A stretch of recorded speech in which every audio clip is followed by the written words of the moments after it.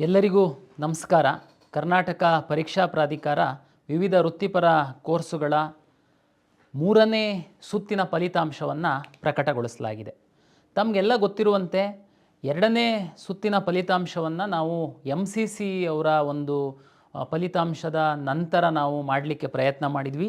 ಕಾರಣಾಂತರದಿಂದ ನಾವು ಅವರೊಟ್ಟಿಗೆ ನಾವು ಮಾಡಲಿಕ್ಕಾಗಲಿಲ್ಲ. ಹಾಗಾಗಿ ನಾವು ಕಂಬೈನ್ಡ್ ಸೀಟ್ ಅಲಾಟ್ಮೆಂಟ್ ಪ್ರೋಸೆಸ್ ಮಾಡಿ ಮೆಡಿಕಲ್ಲು ಮತ್ತು ಡೆಂಟಲನ್ನು ಸೈಡಿಗೆ ತೆಗೆದಿಟ್ಟು ಉಳಿದಂಥದ್ದನ್ನು ನಾವು ಅಡ್ಮಿಷನ್ಸ್ ಕೊಟ್ವಿ ಮತ್ತು ಯಾರು ಅಪ್ಗ್ರೇಡೇಷನಿಗೆ ಬರುವಂಥದ್ದಕ್ಕೆ ಅವಕಾಶ ಮಾಡಿಕೊಟ್ಟಿದ್ವಿ.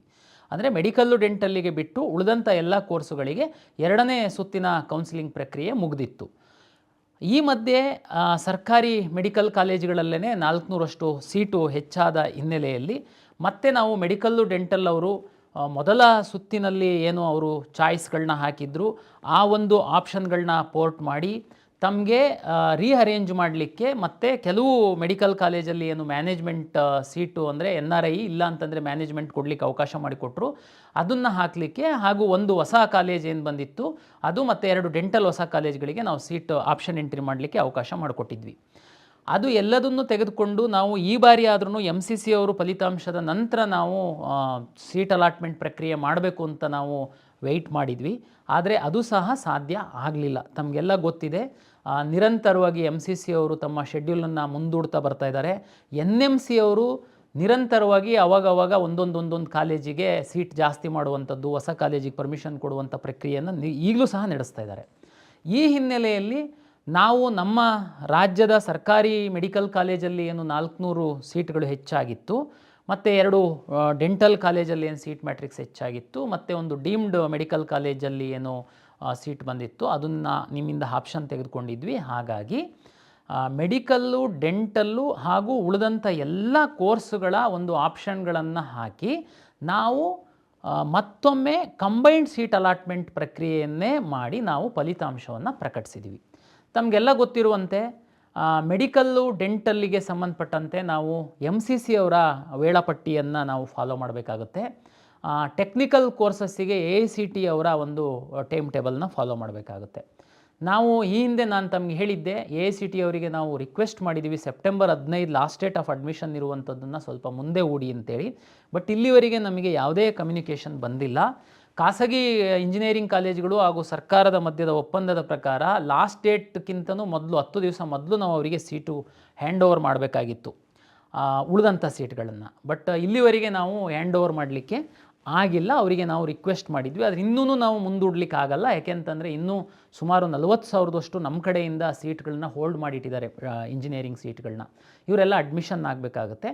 ಹಾಗಾಗಿ ಕರ್ನಾಟಕ ಪರೀಕ್ಷಾ ಪ್ರಾಧಿಕಾರ ಇಂದು 3ನೇ ಸುತ್ತಿನ ಅಂತಿಮ ಫಲಿತಾಂಶವನ್ನು ಪ್ರಕಟಣೆಗೊಳಿಸಿದೆ. ಇದರಲ್ಲಿ ಮೆಡಿಕಲ್ಲು ಮತ್ತು ಡೆಂಟಲ್ಲಿಗೆ ಸಂಬಂಧಪಟ್ಟಂತೆ ಪ್ರಾವಿಷನಲ್ ಸೀಟ್ ಅಲಾಟ್ಮೆಂಟ್ ಅಂತ ನಾವು ಹೇಳ್ಬೋದು, ಅದನ್ನು ನಾವು ಪಬ್ಲಿಷ್ ಮಾಡಿದ್ದೀವಿ. ಅದನ್ನು ನಾವು ಸೈಡಿಗೆ ಎತ್ತಿಟ್ಟು ಉಳಿದಂಥ ಕೋರ್ಸ್ಗಳಿಗೆ ಅಡ್ಮಿಷನ್ ಮಾಡುವಂತಹ ಪ್ರಕ್ರಿಯೆಯನ್ನು ನಾನು ತಮಗೆ ವಿವರಿಸಲಿಕ್ಕೆ ನಾನು ಇವತ್ತು ತಮ್ಮ ಮುಂದೆ ಹಾಜರಿದ್ದೀನಿ. ತಮಗೆಲ್ಲ ಗೊತ್ತಿರುವಂತೆ ನಾವು ಈಗಾಗಲೇ ಇದು 3ನೇ ಸುತ್ತಾಗಿರೋದ್ರಿಂದ ತಾವು UG ಕೋರ್ಸ್ಗಳಿಗೆ ಭಾಳ ವಿಚಾರ ಮಾಡಿ ತಾವು ಆಪ್ಷನ್ ಎಂಟ್ರಿ ಮಾಡಬೇಕು. ಕಾಲೇಜು ಸಿಕ್ಕಿದರೆ ಕಡ್ಡಾಯವಾಗಿ ಹೋಗಲೇಬೇಕಾಗುತ್ತೆ. ಹೋಗಲಿಲ್ಲ ಅಂತಂದರೆ ಅದರದ್ದು ಪರಿಣಾಮಗಳು ಬೇರೆ ಬೇರೆ ಇದೆ ಅಂಥೇಳಿ ನಾನು ತಮಗೆ ಈ ಹಿಂದೆ ಸಾಕಷ್ಟು ತಿಳಿಸಿದ್ದೆ.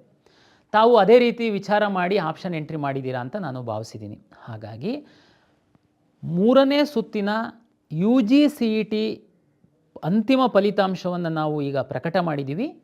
ವಿದ್ಯಾರ್ಥಿಗಳಿಗೆ UG CETಗೆ ಸಂಬಂಧಪಟ್ಟಂಥ ಕೋರ್ಸ್ಗಳು ಏನಿದೆ, pharm sciences, veterinary, engineering, allied health sciences, nursing, D pharma, ಈ ಕೋರ್ಸ್ಗಳೇನಿದೆ ತಮಗೆ ಯಾವುದೇ ಆಯ್ಕೆಗಳಿರಲ್ಲ. ತಮಗೆ ಸೀಟ್ ಅಲಾಟ್ ಆಗಿದೆ, ನಾವು ಅಲಾಟ್ ಮಾಡಿದ್ದಲ್ಲ, ನಿಮ್ಮ ಆಯ್ಕೆ ಅನುಸಾರ ನಮ್ಮ ಸಿಸ್ಟಮ್ ಅಲಾಟ್ ಮಾಡಿದೆ. ನೀವೇನೇ ಇದು ಸಿಕ್ಕಿದರೆ ಹೋಗ್ತೀವಿ ಅಂತ ನೀವು ಆಪ್ಷನ್ಗಳನ್ನ ಎಂಟ್ರಿ ಮಾಡಿದ್ರಿ, ಅದರಂತೆ ಸಾಫ್ಟ್ವೇರಲ್ಲಿ ಅಲಾಟ್ ಆಗಿದೆ. ಹಾಗಾಗಿ ತಮಗೆ ಈಗ ಕಾಲೇಜಿಗೆ ಹೋಗುವಂಥದ್ದೊಂದೇ ಉಳಿದಿರುವಂಥದ್ದು. ಈಗಾಗಲೇ ಕೆಲವರು ಕಾಶ್ ಆ್ಯಂಡ್ ಡೆಪಾಸಿಟನ್ನು ಕಟ್ಟಿದ್ದೀರಾ. ಒಂದು ವೇಳೆ ಬ್ಯಾಲೆನ್ಸ್ ನಾವು ಕೊಡಬೇಕು ಅಂತಂದರೆ ನಿಮ್ಮ ಅಕೌಂಟಿಗೆ ಜಮಾ ಮಾಡ್ತೀವಿ. ಒಂದು ವೇಳೆ ನೀವು ಹೆಚ್ಚುವರಿ ಹಣ ಕೊಡಬೇಕು ಅಂತಂದರೆ ಚಲನ್ ಡೌನ್ಲೋಡ್ ಮಾಡ್ಕೊಳ್ಬೋದು ಅಥವಾ ಆನ್ಲೈನ್ ಪೇಮೆಂಟ್ ಸಹ ಮಾಡ್ಬೋದು. ತಾವು ಮಾಡಿ ಕಾಲೇಜಿಗೆ ಹೋಗಿ ಅಡ್ಮಿಷನ್ ಆಗಬೇಕು. ಸೀಟ್ ಕನ್ಫರ್ಮೇಷನ್ ಸ್ಲಿಪ್ ಈ ಹಿಂದೆ ನಾವು ಆಗಲೇ ಸಾಕಷ್ಟು ಬಾರಿ ಎಕ್ಸ್ಪ್ಲೈನ್ ಮಾಡಿದ್ದೀವಿ. ಈಗ ಯಾವುದೇ ಚಾಯ್ಸ್ ಇರಲ್ಲ UG CET ಕೋರ್ಸ್ಗಳಿಗೆ. ತಾವು ಲಾಗಿನ್ ಆಗ್ತೀರಾ. ಫೀಸ್ ಏನಾದ್ರೂ ಕಟ್ಟುವಂಥದ್ದಿದ್ದರೆ, ಇಲ್ಲ ಆಲ್ರೆಡಿ ಕಟ್ಟಿತ್ತು ಅಂತಂದರೆ ನಿಮಗೆ ಸೀಟ್ ಕನ್ಫರ್ಮೇಷನ್ ಸ್ಲಿಪ್ಪನ್ನು ಡೌನ್ಲೋಡ್ ಮಾಡ್ಕೊಳ್ಳಿಕ್ಕೆ ಅವಕಾಶ ಇದೆ. ಸೀಟ್ ಕನ್ಫರ್ಮೇಷನ್ ಸ್ಲಿಪ್ಪನ್ನು ಡೌನ್ಲೋಡ್ ಮಾಡ್ಕೊಳ್ತೀರಾ. ತಾವು ನೇರವಾಗಿ ಕಾಲೇಜಿಗೆ ಹೋಗಿ ಮೂಲ ಎಲ್ಲ ದಾಖಲೆಗಳೊಂದಿಗೆ ಹೋಗಿ ಅಡ್ಮಿಷನ್ ಆಗ್ತೀರಾ. ಅಲ್ಲಿ ಸಹ ನೀವು ಫೇಸನ್ನು ತೋರಿಸಿ ಅಡ್ಮಿಷನ್ ಆಗಬೇಕಾಗುತ್ತೆ. ಈ ಎಲ್ಲ ಪ್ರಕ್ರಿಯೆ 13ನೇ ತಾರೀಕಿನೊಳಗಡೆ ಮುಗಿಬೇಕಾಗುತ್ತೆ. ಈಗಾಗಲೇ ತಾವು ಫೀಸ್ ಕಟ್ಟಿರೋದ್ರಿಂದ ತಮಗೇನು ಸಮಸ್ಯೆ ಇಲ್ಲ ಅಂತ ಭಾವಿಸ್ತೀನಿ. 3ನೇ ಸುತ್ತಿನಲ್ಲಿ ನೇರವಾಗಿ ಬರುವಂಥ ಸಂದರ್ಭದಲ್ಲಿ ನಾವು 10,000 ರೂಪೀಸ್ ಕಾಶ್ ಆ್ಯಂಡ್ ಡೆಪಾಸಿಟ್ ತೆಗೆದುಕೊಂಡಿದ್ವಿ. ಕೆಲವೊಮ್ಮೆ ಏನಾಗುತ್ತೆ, SC/ST ಮಕ್ಕಳು 10 ಲಕ್ಷದ ಇನ್ಕಮ್ ಒಳಗಡೆ ಇದ್ದಂಥವರಿಗೆ ನರ್ಸಿಂಗು ಮತ್ತು ಅಲೈಡ್ ಹೆಲ್ತ್ ಸೈನ್ಸಸ್ ಅವರಿಗೆ ನಾವೇನು ದುಡ್ಡು ತಗೊಳ್ತಾ ಇರಲಿಲ್ಲ ಆ್ಯಕ್ಚುಲಿ. ಈಗ ನಾವು ನಿಮಗೆ ಮೊದಲೇ ತಗೊಂಡಿರೋದ್ರಿಂದ ಅಲೈಡ್ ಹೆಲ್ತ್ ಸೈನ್ಸಸ್ಸು ಮತ್ತು ನರ್ಸಿಂಗ್ ಅವರಿಗೆ 10,000 ರೂಪಾಯಿನ ನಾವೇ ಕಾಲೇಜಿಗೆ ಕಳಿಸ್ಕೊಡ್ತೀವಿ. ನೀವು ಕಾಲೇಜಲ್ಲಿ ಏನು ಮತ್ತೆ 10,000 ರೂಪಾಯಿ ಕಟ್ಟುವಂಥದ್ದು ಅಗತ್ಯ ಇಲ್ಲ. ಸರ್ಕಾರಿ ಫೀಸ್ ಆಗಿತ್ತು ಅಂತಂದರೆ. ಖಾಸಗಿ ಆಗಿತ್ತು ಅಂದರೆ ರಿಮೈನಿಂಗ್ ಅಮೌಂಟ್ ಏನಿವೆ ತಾವು ಕಟ್ಟಿ ಸೀಟ್ ಕನ್ಫರ್ಮೇಷನ್ ಸ್ಲಿಪ್ಪನ್ನು ತೆಗೆದುಕೊಂಡು ತಾವು ಕಾಲೇಜಿಗೆ ಹೋಗುವಂಥ ಕ್ರಮ.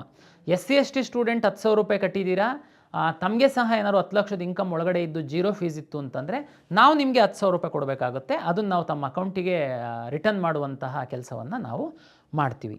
ಇದು ಈ ಪ್ರಕ್ರಿಯೆ ಇವತ್ತಿಂದ ಶುರುವಾಗುತ್ತೆ. ಈಗ ಮತ್ತೆ ಬಂದು ನನಗೆ ಇಷ್ಟ ಇರಲಿಲ್ಲ, ನಾನು ಹಾಕಿಬಿಟ್ಟಿದ್ದೆ, ಸೈಬರ್ ಸೆಂಟ್ರವನ್ನು ಹಾಕಿದ್ದ, ನಮ್ಮ ಮನೆಯವರಿಗೆ ಹೇಳಿರಲಿಲ್ಲ, ಇದಕ್ಕೆ ಅವಕಾಶಗಳಿಲ್ಲ.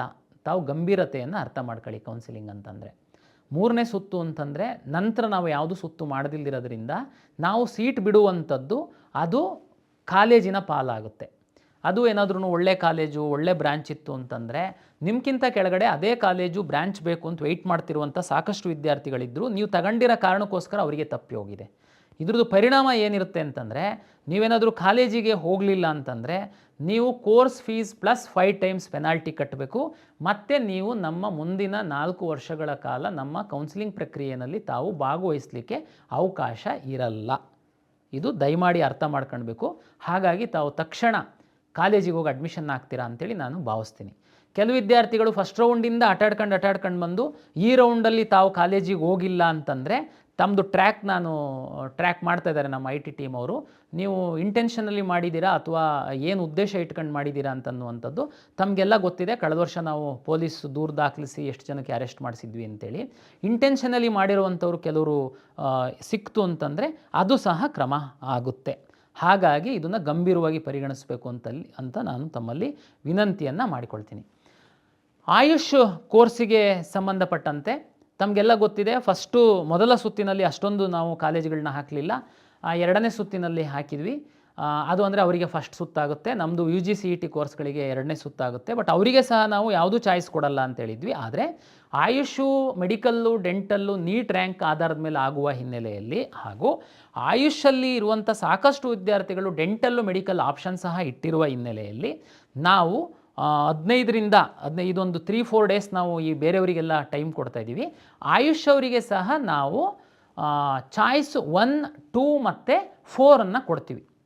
ಆಯುಷ್ ಕೋರ್ಸ್ಗಳಿಗೆ ಮಾತ್ರ ಕೊಟ್ಬಿಟ್ಟು ಅವ್ರನ್ನ ನೆಕ್ಸ್ಟು ನಾವು ಡೆಂಟಲ್ಲು, ಮೆಡಿಕಲ್ಲು, ಆಯುಷ್ ಜೊತೆ ಕ್ಲಬ್ ಮಾಡ್ತೀವಿ.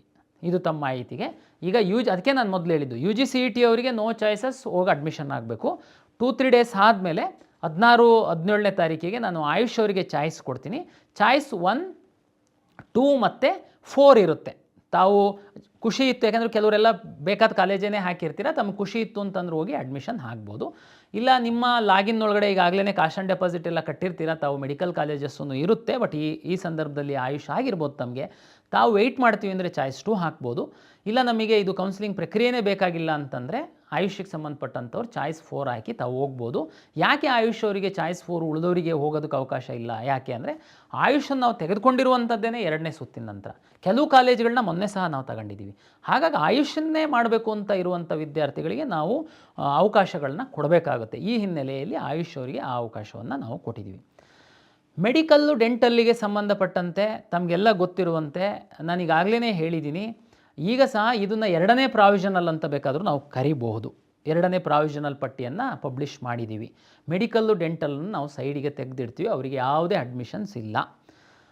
ಡೆಂಟಲ್ಲಿಗೆ ಸಂಬಂಧಪಟ್ಟಂತೆ ಒಂದು ಸಣ್ಣ ಗೊಂದಲ ಆಗಿದೆ. ಕೆಲವು ಪೇರೆಂಟ್ಸು ನನಗೆ ಫೋನ್ ಮಾಡ್ತಾ ಇದ್ದಾರೆ ಕಂಟ್ರೋಲ್ ರೂಮಿಗೆ. ತಾವು ಇದು ಪ್ರಾವಿಷನಲ್ ಇದೆ, ಏನು ಗಾಬರಿ ಆಗುವಂಥ ಅಗತ್ಯ ಇಲ್ಲ. ಏನದು ಗೊಂದಲ ಅಂದರೆ, ಮೆಡಿಕಲ್ಲಿಗೆ ಕಾಶ್ ಆ್ಯಂಡ್ ಡೆಪಾಸಿಟ್ ಕಟ್ಟೋದು ಕೇಳಿದ್ವಿ. ಡೆಂಟಲ್ ಅವರಿಗೆ ಚಾಯ್ಸ್ 2 ಫಸ್ಟ್ ರೌಂಡಲ್ಲಿ ಚಾಯ್ಸ್ 2 ಹಾಕಿದವರಿಗೆ ಫೀಸ್ ಕಟ್ಟೋದಕ್ಕೆ ಹೇಳಿದ್ವಿ. ಚಾಯ್ಸ್ 3 ಹಾಕಿದವರಿಗೆ ನಾವೇನು ಕಟ್ಟಿಸಿರಲಿಲ್ಲ. ಹಾಗಾಗಿ ನಾವು ಸೆಕೆಂಡ್ ರೌಂಡಲ್ಲಿ ಮಾಕ್ ಅಲಾಟ್ಮೆಂಟ್ ಮಾಡುವಂಥ ಸಂದರ್ಭದಲ್ಲಿ ಅವರು ಡೆಂಟಲ್ ಸೀಟ್ಗಳನ್ನೇನಾದರೂ ಹಾಕಿತ್ತು ಅಂತಂದರೆ ನಾವು ಅಲಾಟ್ ಮಾಡಿದ್ವಿ. ಎನಿವೆ ಅವ್ರು ಮೆಡಿಕಲ್ ಹಾಕಿನೂ ಕಾಶ್ ಆ್ಯಂಡ್ ಡೆಪಾಸಿಟ್ ಕಟ್ಟಿಲ್ಲ ಅಂದರೆ ನಾವು ಡಿಲೀಟ್ ಮಾಡಿದ್ವಿ. 3ನೇ ಸುತ್ತಿನಲ್ಲಿ ಏನಾಯಿತು, ನಾವು ಫ್ರೆಶ್ಶಾಗಿ ಯಾರು ಒಳಗಡೆ ಬರ್ತಾರೆ ಅವರೆಲ್ಲರಿಗೂ ಮಿನಿಮಮ್ 10,000 ರೂಪೀಸ್ ಕಾಶ್ ಆ್ಯಂಡ್ ಡೆಪಾಸಿಟ್ ಕಟ್ಟಬೇಕು ಅಂತ ನಾವು ಮಾಡಿದ್ವಿ. ಈ ಫಸ್ಟು ರೌಂಡಲ್ಲಿ ಚಾಯ್ಸ್ 3 ಹಾಕಿದ್ದು ಡೆಂಟಲ್ ಮಾತ್ರ ಸೆಕೆಂಡ್ ರೌಂಡ್ ಪ್ರಾವಿಷನಲ್ ಅಲಾಟ್ ಆದಂಥವರು ಕೆಲವರು ಒಂದು 10-15 ವಿದ್ಯಾರ್ಥಿಗಳಿರ್ಬೋದು ಅಂತ ಅನಿಸುತ್ತೆ ಇಲ್ಲಿವರೆಗೆ ನಮಗೆ ರಿಪೋರ್ಟ್ ಮಾಡಿರೋರು. ಅವರು ನಮ್ಗೆ ಕನ್ಸಿಡರ್ ಮಾಡಿಲ್ಲ, ನೀವು ನಮಗೆ ಏನು ಕ್ಲಿಯರಾಗಿ ಹೇಳಿರಲಿಲ್ಲ ನೀವು ಕಾಶ್ ಆ್ಯಂಡ್ ಡೆಪಾಸಿಟ್ ಕಟ್ಟೋದಕ್ಕೆ, ಅದಕ್ಕೆ ನಾವು ಕಟ್ಟಿರಲಿಲ್ಲ. ನಾವು ಫಸ್ಟ್ ರೌಂಡಲ್ಲಿ ಚಾಯ್ಸ್ 3 ಹಾಕಿದ್ದವರು 2ನೇ ಸುತ್ತಿನ ಪ್ರಾವಿಷನಲ್ ಲಿಸ್ಟಲ್ಲಿ ನಮ್ಮ ಹೆಸರಿತ್ತು, ಬಟ್ ಈಗ ಬಂದಿಲ್ಲ. ಹಿಂಗೆ ಗಾಬರಿ ಆಗಾಗತ್ತೆ ಇಲ್ಲ, ಇದು ನಮ್ಮದು ಪ್ರಾವಿಷನಲ್. ಹಾಗಾಗಿ ಇದು ಬೇರೆ ಯಾರಿಗೆ ಏನು ಪ್ರಾಬ್ಲಮ್ ಆಗಿಲ್ಲ, ಓನ್ಲಿ ಡೆಂಟಲ್ ಅವರಿಗೆ ಕೆಲವು ವಿದ್ಯಾರ್ಥಿಗಳಿಗೆ ಪ್ರಾಬ್ಲಮ್ ಆಗಿರೋದು. ದಯಮಾಡಿ ತಾವು ನಾವು ಮೇಲ್ ಐ ಡಿ ಕೊಟ್ಟಿದ್ದೀವಿ, ಅದಕ್ಕೆ ರಿಕ್ವೆಸ್ಟ್ ಮಾಡಿ ನಾವು ನಿಮಗೆ ಕನ್ಸಿಡರ್ ಮಾಡುವಂಥ ವ್ಯವಸ್ಥೆಯನ್ನು ಮಾಡ್ತೀವಿ. ಗಾಬರಿ ಆಗುವಂತಹ ಅಗತ್ಯ ಇಲ್ಲ ಅಂತೇಳಿ ಡೆಂಟಲ್ ಅವರಿಗೆ ಒಂದು ವಿಷಯವನ್ನು ನಾನು ತಿಳಿಸ್ತೀನಿ.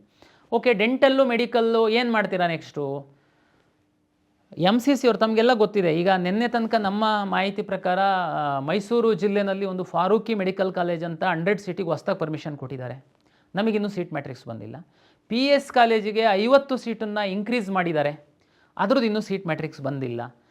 ಇನ್ನೂ ಯಾವುದಾದ್ರೂ ಒಂದೆರಡು ಬರುತ್ತೋ ಏನೋ ಗೊತ್ತಿಲ್ಲ. ಹಾಗಾಗಿ ಅವರು ಸೀಟ್ ಮ್ಯಾಟ್ರಿಕ್ಸ್ ಕೊಟ್ಟಿಲ್ಲ.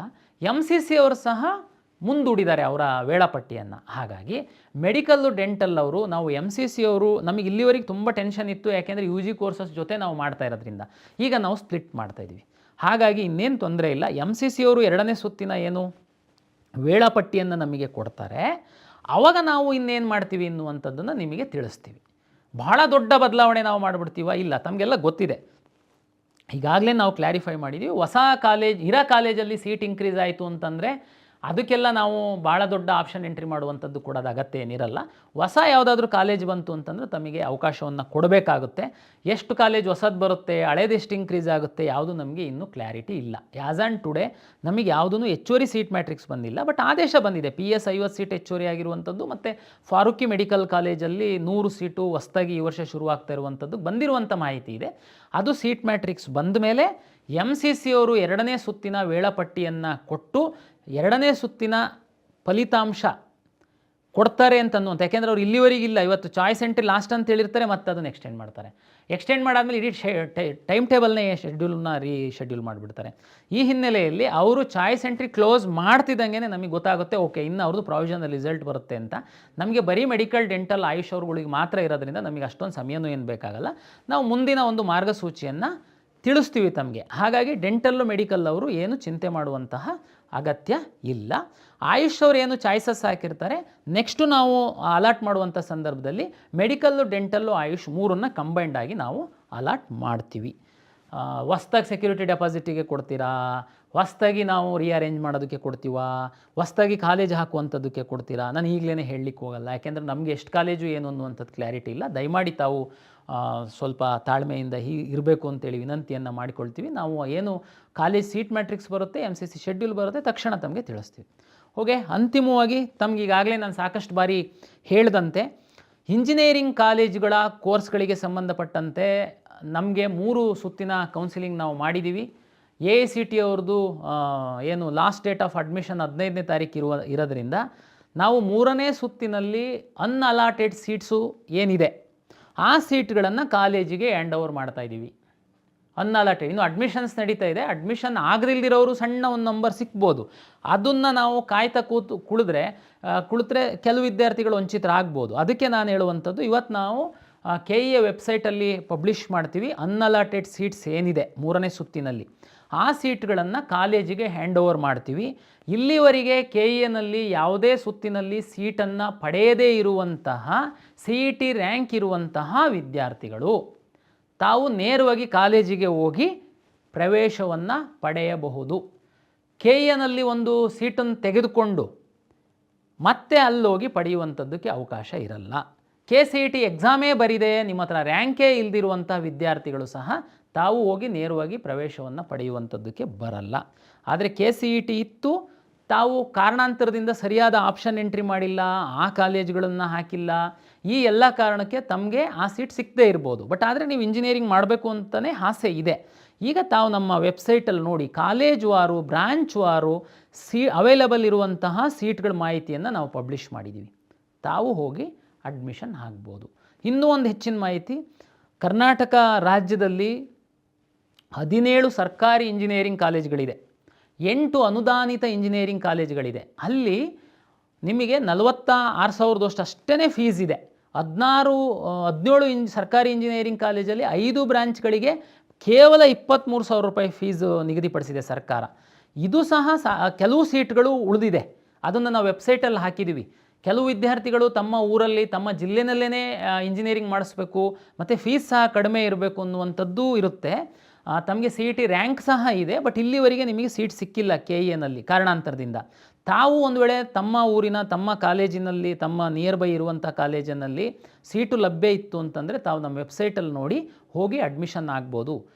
KEA ಸೀಟನ್ನು ತೆಗೆದುಕೊಂಡಿರುವಂಥವರು ನೇರವಾಗಿ ಹೋಗಿ ಅಡ್ಮಿಷನ್ ಆಗುವಂಥದ್ದಕ್ಕೆ ಅವಕಾಶ ಇರಲ್ಲ.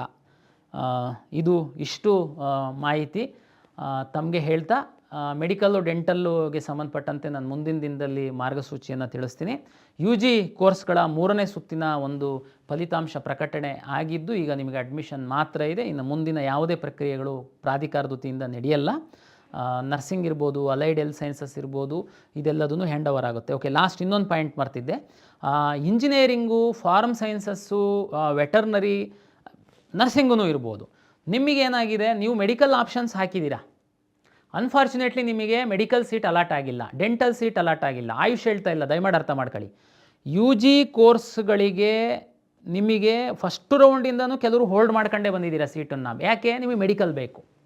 ಅನ್ಫಾರ್ಚುನೇಟ್ಲಿ ನಿಮಗೆ ಮೆಡಿಕಲ್ ಸಿಕ್ಕಿಲ್ಲ. ಈಗ ನಾವು ಹೇಳ್ತಾ ಇದೀವಿ ನಿಮಗೆ ಕಡ್ಡಾಯವಾಗಿ ಹೋಗಿ ಅಡ್ಮಿಷನ್ ಆಗಬೇಕಂತ. ಬಟ್ ನಾವು ಇನ್ನೊಂದು ಕಡೆ ಹೇಳ್ತೀವಿ ಒಂದಷ್ಟು ಸೀಟ್ ಬರ್ಬೋದು ಅಂತ ಅಂದ್ಕೊಂಡು ಮತ್ತು ನೀವೇನು ಮಾಡ್ತೀರಾ ನೋಡಿ. ಇದು ನಮಗೆ ಅನಿವಾರ್ಯ ಪರಿಸ್ಥಿತಿ ಇದೆ. ನೀವು ಹೋಗಿ ಕಾಲೇಜಿಗೆ ದಯಮಾಡಿ ಅಡ್ಮಿಷನ್ ಆಗಿ, ನೀವು ಕಾಶ್ ಆನ್ ಡೆಪಾಸಿಟ್ ಕಟ್ಟಿ ನಮ್ಮಲ್ಲಿ ಮೆಡಿಕಲ್ ಆಪ್ಷನ್ಸ್ ಇತ್ತು ಅಂತಂದರೆ ನಾವು ನಿಮಗೆ ನೆಕ್ಸ್ಟು ರೌಂಡಲ್ಲಿ ಕನ್ಸಿಡರ್ ಮಾಡ್ತೀವಿ. ನಿಮಗೆ ಸೀಟ್ ಅಲಾಟ್ ಆಯಿತು ಅಂತಂದರೆ ನೀವು ಅದು ಕೋರ್ಸನ್ನು ಬಿಟ್ಟು ನೀವು ಮೆಡಿಕಲ್ಲಿಗೆ ಅಡ್ಮಿಷನ್ ಆಗೋದಕ್ಕೆ ಅನುಮತಿ ಕೊಡ್ತೀವಿ. ಇಲ್ಲಿ 2 ಪ್ರಶ್ನೆ, ಕೆಳಗಿರೋರು ಸರ್ ನಮಗನ್ನೇ, ಬಟ್ ನಮ್ಮ ಕೈಯಲ್ಲಿ ಇಲ್ಲ. ಇದು ಇಂಜಿನಿಯರಿಂಗ್ದು ಅಡ್ಮಿಷನ್ ಲಾಸ್ಟ್ ಡೇಟ್ ಆಗಿದೆ. 1 ಸೀಟು ಅನ್ಯಾಯ ಆಗುತ್ತೆ, ಏನು ಮಾಡೋಂಗಿಲ್ಲ. ನೆಕ್ಸ್ಟ್ ಇಯರ್ DCET ಲ್ಯಾಟ್ರಲ್ ಎಂಟ್ರಿನಲ್ಲಿ ಅದು ಅಡ್ಮಿಷನ್ ಆಗುತ್ತೆ. ಯಾಕೆಂದರೆ MCC ನಮ್ಮ ಕೈಯಲ್ಲಿಲ್ಲ, NMC ಪರ್ಮಿಷನ್ ಕೊಡೋರು ನಮ್ಮ ಸ್ಟೇಟ್ ವ್ಯಾಪ್ತಿನಲ್ಲಿ ಬರಲ್ಲ. ಹಾಗಾಗಿ ಅನಿವಾರ್ಯ. ಲಾಸ್ಟ್ ಇಯರ್ ಡೇಟಾ ತಗೊಂಡ್ರೆ ನಮಗೆ ಹಾರ್ಡ್ಲಿ ಒಂದು 50 to 60 ವಿದ್ಯಾರ್ಥಿಗಳಷ್ಟೇ MCC ರಿಸಲ್ಟ್ ಬಂದ ನಂತರ ಅಪ್ಗ್ರೇಡ್ ಆಗಿರುವಂಥದ್ದು. ಹಾಗಾಗಿ ಬಹಳ ದೊಡ್ಡ ನಂಬರ್ ಅಲ್ಲ, ಆದರೆ ನಾವು ಅವಕಾಶ ಕೊಡ್ತೀವಿ. ಯಾರು UG ಕೋರ್ಸ್ಗಳ ಸೀಟು ಸಿಕ್ಕಿ ಈಗ ನೀವು ಅನಿವಾರ್ಯವಾಗಿ ಅಡ್ಮಿಷನ್ ಆಗುವಂತಹ ಪರಿಸ್ಥಿತಿ ಬಂದಿದೆ, ಆದರೆ ನೀವು ಮೆಡಿಕಲ್ ಆಪ್ಷನ್ಗಳನ್ನ ಸಹ, ಮೆಡಿಕಲ್ಲು ಡೆಂಟಲ್ ಆಪ್ಷನ್ಗಳನ್ನ ಸಹ ಹಾಕಿದ್ದೀರಾ, ನಿಮಗೆ ಮೆಡಿಕಲ್ಲು ಡೆಂಟಲ್ ಏನಾದ್ರೂ ನಮ್ಮ ಮುಂದಿನ 2ನೇ ಸುತ್ತು ಅಂತ ಹೇಳ್ಬೋದು. MCC ಅವ್ರ ಪ್ರಕಾರ ಮೆಡಿಕಲ್ಲು ಡೆಂಟಲ್ ಪ್ರಕಾರ 2ನೇ ಸುತ್ತಿನ ಅಂತಿಮ ಫಲಿತಾಂಶದಲ್ಲಿ ನೀವು ಅಪ್ಗ್ರೇಡ್ ಆಗಿ ನಿಮಗೆ ಮೆಡಿಕಲ್ಲು ಡೆಂಟಲ್ ಸಿಕ್ಕಿ ನೀವೀಗ ಹೋಗಿ ವೆಟರ್ನರಿಗೋ, ಇಂಜಿನಿಯರಿಂಗಿಗೋ, ಅಗ್ರಿಕಲ್ಚರಿಗೋ ಅಡ್ಮಿಷನ್ ಆಗಿದ್ದರೆ ನೀವು ಅಲ್ಲಿಂದ ಬಿಟ್ಟು ಬಂದು ಮೆಡಿಕಲ್ ಕಾಲೇಜಿಗೆ ಅಡ್ಮಿಷನ್ ಆಗಲಿಕ್ಕೆ ನಾವು ಅನುಮತಿಯನ್ನು ಕೊಡ್ತೀವಿ. ಏನು ಚಿಂತೆ ಮಾಡಬೇಡಿ. ನೀವು ಬಿಟ್ಟಿದ್ದ ಸೀಟ್ ಏನಾಗುತ್ತೆ, ಇಂಜಿನಿಯರಿಂಗಿಗೆ ಸಂಬಂಧಪಟ್ಟಂತೆ AICT ಪ್ರಕಾರ ಅಡ್ಮಿಷನ್ಸ್ ಮುಗ್ದಿರುತ್ತೆ. ಹಾಗಾಗಿ ಅದನ್ನೇನು ಬೇರೆಯವರಿಗೆ ಅಲಾಟ್ ಮಾಡೋಕ್ಕಾಗಲ್ಲ. ನೆಕ್ಸ್ಟ್ ಇಯರ್ ಲ್ಯಾಟ್ರಲ್ ಎಂಟ್ರಿನಲ್ಲಿ ಹೋಗುತ್ತೆ. ವೆಟರ್ನರಿ, ಅಗ್ರಿಕಲ್ಚರಿಗೆ ಸಂಬಂಧಪಟ್ಟಂತೆ ಆಯಾ ಯೂನಿವರ್ಸಿಟಿಯವರು ಏನು ತೀರ್ಮಾನ ಮಾಡ್ತಾರೆ, ನಮಗೇನು ತಿಳಿಸ್ತಾರೆ ಅದರಂತೆ ಮಾಡೋದಕ್ಕೆ ಅವಕಾಶ ಇರುತ್ತೆ. ಬಟ್ ಇದೆಲ್ಲ ಲಾಸ್ಟ್ ಇಯರು ಅದರಿಂದಿನ ವರ್ಷದ್ದು ಡೇಟಾ ತಗೊಂಡ್ರೆ 100 ಒಳಗಡೆ 50ರಿಂದ 60 ರೇಂಜಲ್ಲಿ ಮಾತ್ರ ವ್ಯತ್ಯಾಸ ಆಗುವಂಥದ್ದು. ಬಟ್ ಆದರೆ ಅವರಿಗೆ ಅವಕಾಶ ಕೊಡಬೇಕು. ನಾವು ಮೆಡಿಕಲ್ಲು ಡೆಂಟಲ್ಲು ಡಿಲೇ ಆಗಿರೋದ್ರಿಂದ ನಾವು ಅವರಿಗೆ ಅಪ್ಗ್ರೇಡೇಷನಿಗೆ ಅವಕಾಶ ಕೊಡ್ತೀವಿ. ಯಾರಿಗೆ ಹೊಸ್ದಾಗಿ ಬರೋರಿಗೆಲ್ಲ. ಈಗಾಗಲೇ ತಾವು ಕಾಶ್ ಆನ್ ಡೆಪಾಸಿಟ್ ಸಹ ಕಟ್ಟಿರ್ತೀರ, ಇಲ್ಲ ಕೆಲವೊಬ್ಬರು ಕೋರ್ಸ್ ಫೀಸನ್ನು ಕಟ್ಟಿ ಮೆಡಿಕಲ್ ಆಪ್ಷನ್ಸು ನಮ್ಮೊಳಗಡೆ ಇದೆ. ಆಲ್ರೆಡಿ ಮೊನ್ನೆ ರನ್ ಮಾಡುವಾಗ ಸಹ ಮೆಡಿಕಲ್ ಆಪ್ಷನ್ಸ್ ಇತ್ತು, ಬಟ್ ಅಲಾಟ್ ಆಗಿಲ್ಲ. ಮುಂದೆ ನಿಮಗೆ ಅಲಾಟ್ ಆಗ್ಬೋದು, ಆದಾಗ ನಿಮಗೆ ಅವಕಾಶ ಕೊಡ್ತೀವಿ, ಚಿಂತೆ ಮಾಡುವಂಥ ಅಗತ್ಯ ಇಲ್ಲ. ಹಾಗಾಗಿ UG ಕೋರ್ಸ್ನವರು ತಕ್ಷಣ ತಾವು ಸೀಟ್ ಕನ್ಫರ್ಮೇಷನ್ ಸ್ಲಿಪ್ಪನ್ನು ತೆಗೆದುಕೊಂಡು ಎಲ್ಲ ಮೂಲ ದಾಖಲೆಗಳೊಂದಿಗೆ ಕಾಲೇಜಿಗೆ ಹೋಗಿ ಪ್ರವೇಶ ಪಡೆಯಲು ಪ್ರಾಧಿಕಾರದ ವತಿಯಿಂದ ತಮ್ಮೆಲ್ಲರಿಗೆ ವಿನಂತಿಯನ್ನು ಮಾಡಿಕೊಳ್ತೇನೆ. ಎಲ್ಲರಿಗೂ ನಮಸ್ಕಾರ.